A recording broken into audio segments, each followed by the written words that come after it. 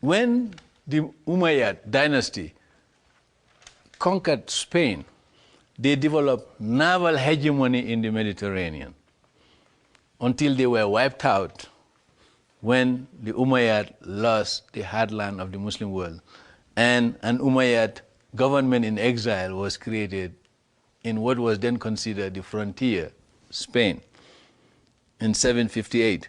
But then later on, what was a frontier would become very developed. This is a pattern of all civilizations. An analogy that one can give to Americans is when the founding fathers created the 13 colonies, what is now called California was a hinterland, a wilderness.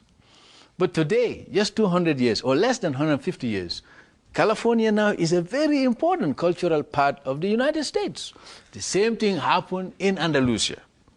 Andalusia was a backwater area, but then Andalusia became a major center of civilization to the point that it rivaled Baghdad, and you have poets from Andalusia who wrote glowingly about their city. Why talk about the cities of Baghdad and others? We have it here. You see what I'm saying? So just like Californians, you see what I'm saying? Now they have Hollywood and all kinds of things. The same thing. I mean, that is what one has to take into account when you look at civilizations. How what was a backyard or backwater area becomes very much part of the mainstream and begin to have a lot of influence. And that is something we have to take into account when we look at Andalusian Spain, that here was a refuge for the surviving remnants of the Umayyad, gradually becoming a major center of Islamic civilization. That's one point I want to leave you with.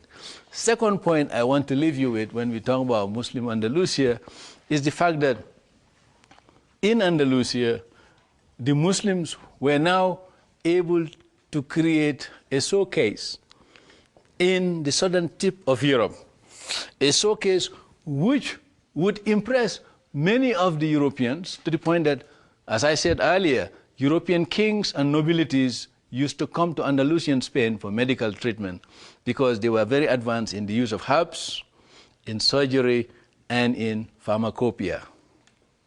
And of course, they contributed a great deal to European knowledge of science. For many years, the Hanun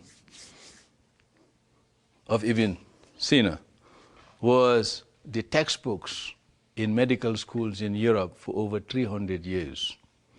And this was likely because of the influence that came out of this civilization. So the transaction flow between the Islamic world and the West was largely mediated through Andalusia. And of course, the poetry and the literary tradition of the West was very much influenced by some of the writings of these people from that part of the world. If you read some of the scholars like Gilson and others who have written about the Arab-Muslim influence in Western intellectual thought, you will see ample evidence to show this. You read Ada Bosman and others, they'll give you a lot of evidence to prove this in terms of the transaction flow and the influence from the Muslim world by way of Spain to the rest of Europe. And of course, the legacy of this civilization to the West is most evident in many of the words that are now part of the vocabulary in English, in Spanish, in Italian, and all the others. Now, of course, as a backlash, the Spaniards would like to wipe out, just like the Chinese today, if they get hold of Hong Kong and Singapore, they would like to Sinanize these parts of the world after they have been anglicized for several centuries. The same thing happened in Spain, to the point that many of the Muslims and the Jews were kicked out after Granada fell. Once Ferdinand and Isabel came to power, there was a purge, and the Inquisition led to the exodus of many of these people. Many of them, of course, went underground. In the case of the Muslims, they play taqiyya, known to the Shiites. You know, you don't reveal your true identity. And of course, the Jews the Moranos, they call them in the literature, also play taqiyya in terms of hiding their names and their identity, to the point that they change their names. You find many of the Muslims who would change their names, and you find remnants of that. The Jews who found themselves in this kind of situation, your name is Levi, so you will hide your name and you call yourself Ben Levides. So, I mean, you have Spanish who still have that name, Ben Levides. And, you know, and if you go to, I mean, and you have some of those Muslims, Arabs, who will change their names. They may call themselves Ben Medina. You see, like to keep Medina as a code name to show their Muslim names, or Gonzalez. I mean, you know, like, you have this. Some of the scholars who are investigating this phenomena are now beginning to realize that this kind of passing, you know, was taking place, changing your name so that you cannot be detected as member of the targeted group.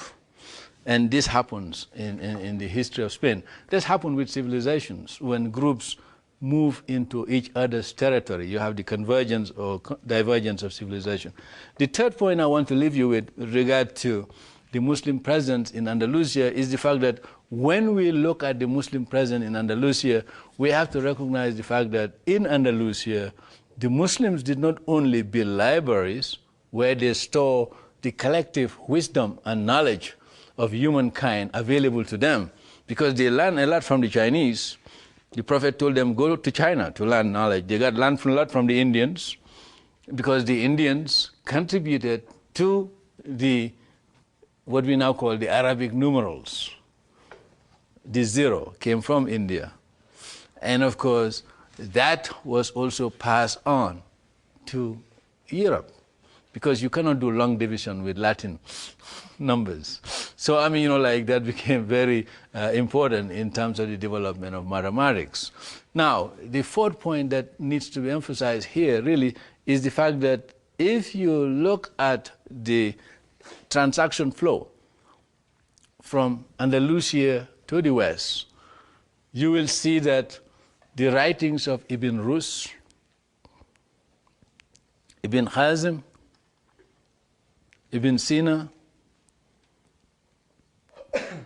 and many others impacted in the understanding of Aristotle and Plato, in the understanding of medicine, in the understanding of chemistry, alchemy, and in the understanding of geometry, to the point that in the English language we have words like chemistry coming from the Muslim world by way of Spain.